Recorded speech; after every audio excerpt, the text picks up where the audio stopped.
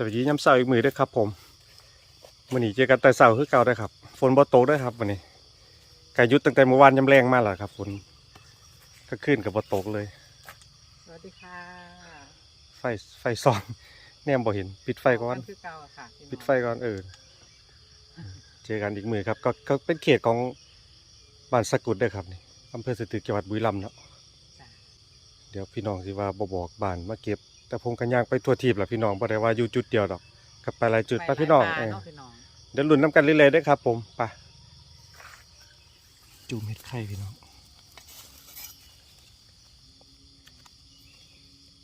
เฮ็ดงามได้จูเม็ดไข่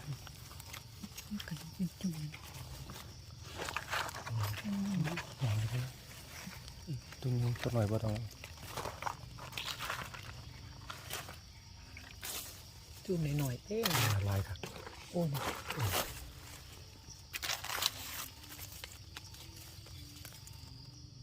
อันนี้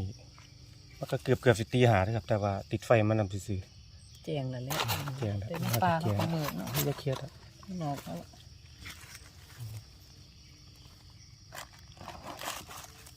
จุ่มเก็บเอาจุ่มจุ่มสมีก็เอาเลาะเบิ่งนิดนึง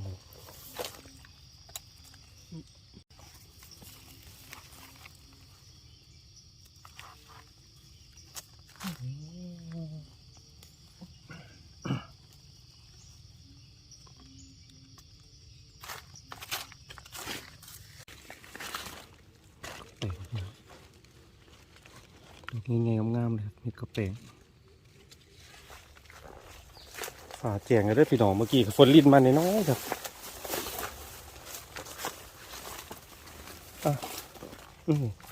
กระเป๋ง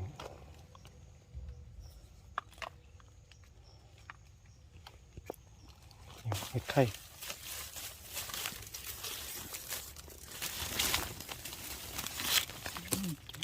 เจ้าขาอย่างนี้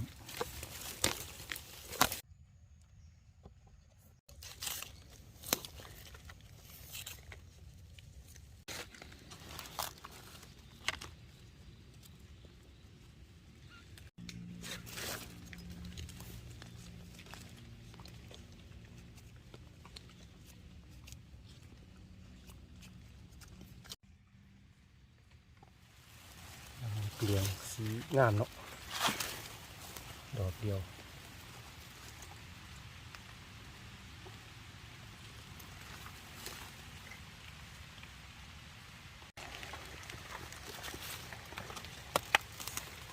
กำลังบานเลยกำลังบาน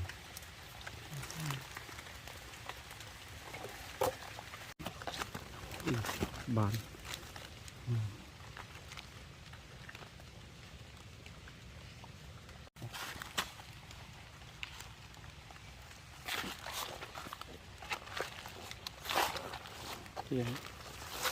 ที่สีงามตัวนี้ที่ห้อยหักขาไปแล้วน้องห้อยเจาะแม่หลังสีสมงามเลยพี่น้อง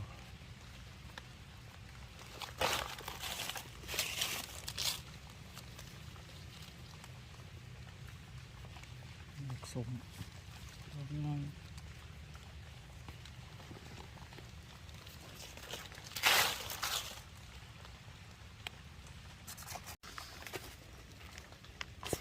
นั่นเลยดอกไงแข็ง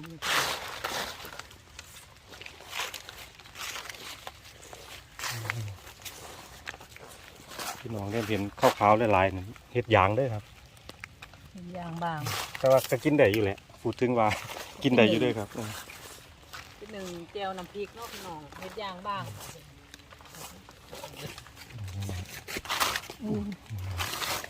ดอกน้อยยังกาทวนว่านนี้พี่น้องบางคลิปเสียงอาจจะ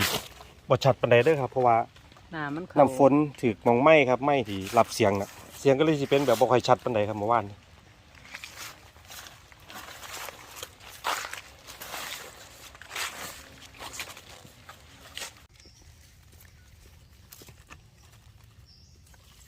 ก็แป้งพี่น้อง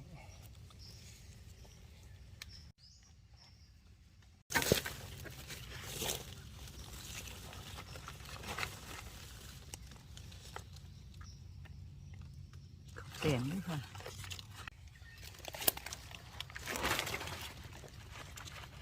มัน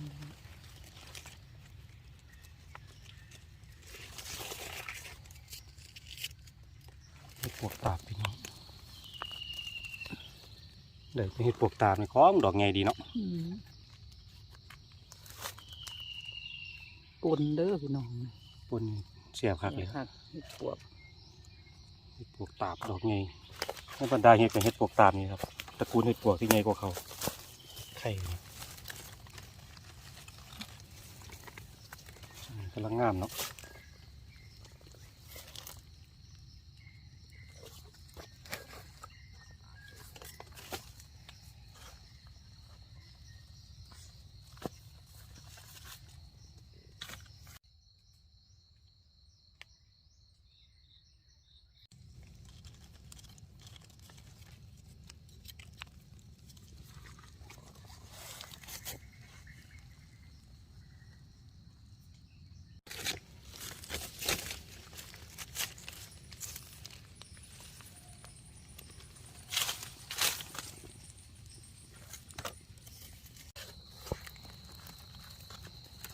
ไข่ด้วยค่ะนี่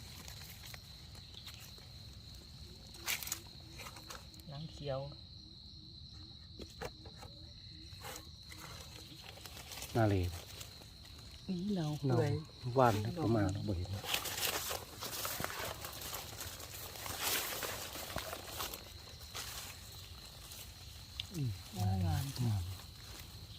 บอกเป็นหมูแล้ว งานเรียนใหญ่เลยนี่ ดอกเดียว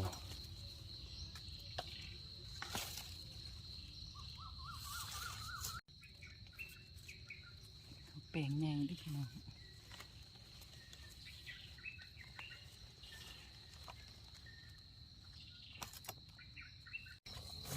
ต้นแม่งกินเรือน้อยๆเด้อครับ ตัวนี้งามเถอะ กำลังเขียวปึ๊ดเลยครับ ไอ้ตัวนึงกำลังดันดิน วันนี้ฝนบ่ตกเด้อครับวันนี้แดดส่งเสียวนะ ติดกระงางเนาะก็ถือฝุ่น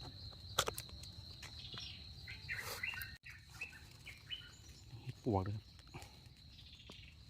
นี่หายาวดีครับดอกเดียวคอรอพี่น้อง ดอกขาวดอกแข็งเลย ที่พูดให้ว่าเปิดเพลงในป่า คุณเราฟังฟัง ที่ฟังสุรินทร์ครับที่ได้ยินเสียงเพลงตัวนี้ฟังบุรีรัมย์ เปลือกโลกงามพี่น้อง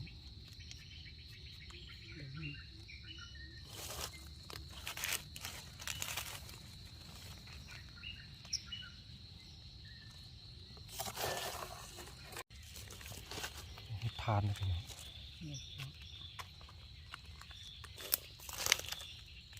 ทานนี่ดอกก็สิบกว่าข่อยงามเนาะ แม่เขาเทะ เห็นว่าชีลายกัน หนึ่ง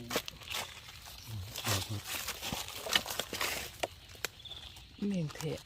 เม่งยังเทะ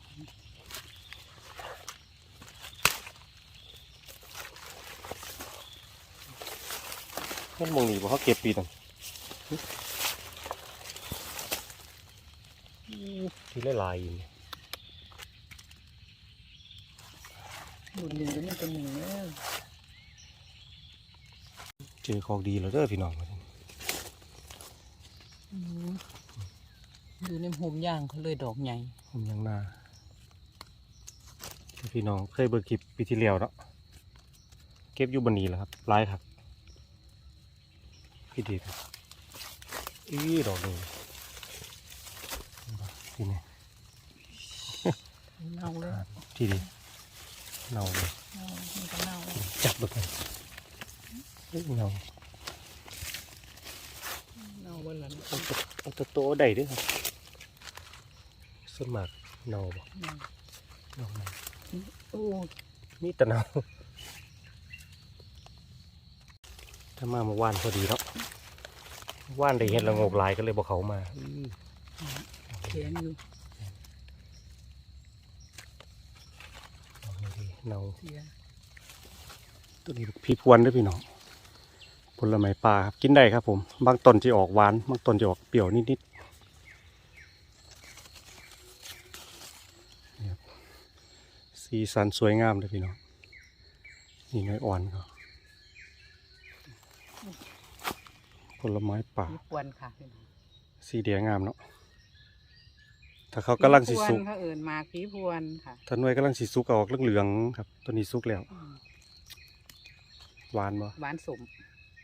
มันจะมีหวานอม หวานซ่อนเปรี้ยว สมกระมวล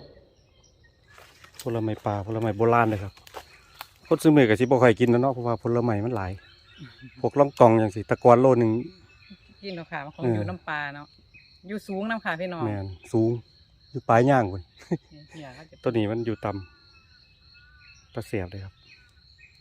เปรี้ยวนิดๆหวานหน่อยๆผลไม้ซื้อมือมันถือเนาะโล20 บาท เปรี้ยวอมหวาน หากินง่ายนํ เขาปลาเขาดุ่มกับพ่อได้กินพ่อมีแห้งเลยพี่น้อง อืม กันเห็นกับเก็บกินใต้น้ำทางค่ะเดินปลา มื้อนี้อากาศดีด้วยครับอากาศปลอดโปร่งด้วยครับมื้อนี้ป้าพี่น้อง มีแดดที่ออกเนาะ หลุนน้ำกันเลยๆครับผมตัวนี้เป็นฟังชี่ด้วยครับป่าค่อนข้างหกจักหน่อย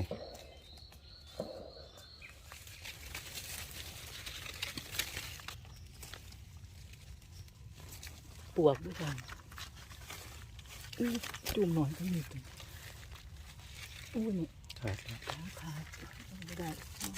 ที่บอกขาขายบอกยางยางขาย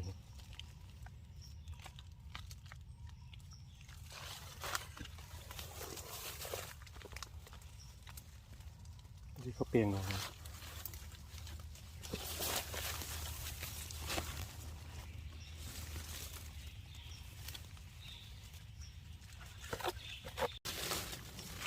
คือ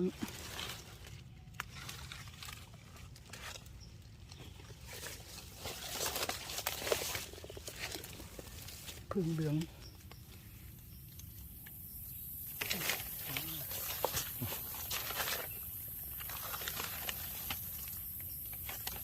เดี๋ยวพวกเห็ดเขาเปลียงเป็นส่งมุนๆนะพูด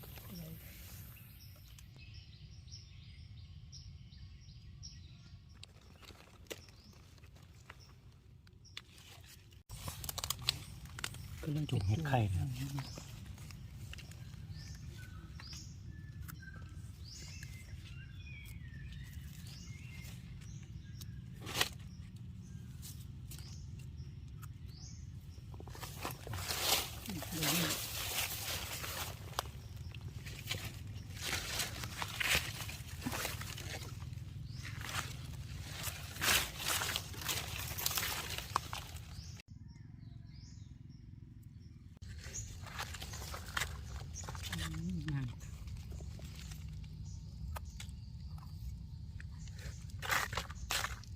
หน่อย จุ่มหน่อยๆลาย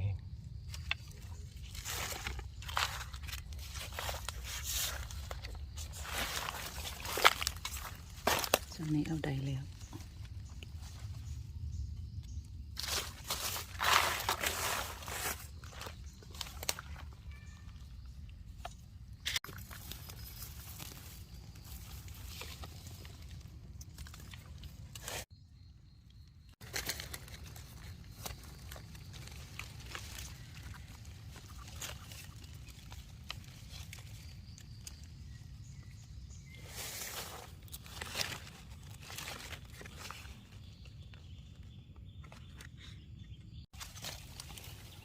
เท่าน้ำพูน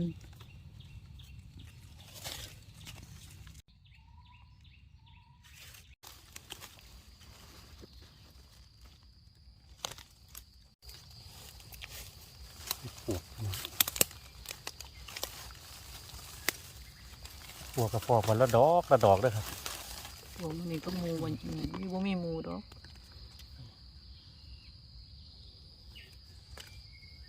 วันนี้ก็ได้เห็ด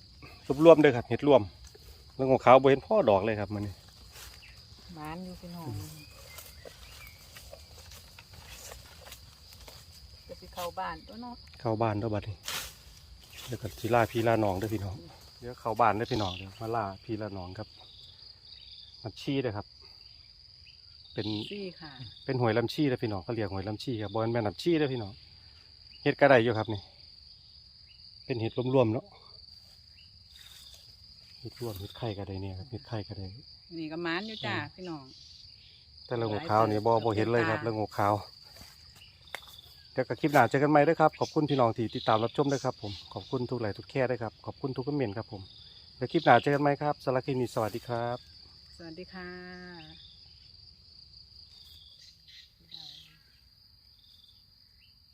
มาตอนมันงามๆ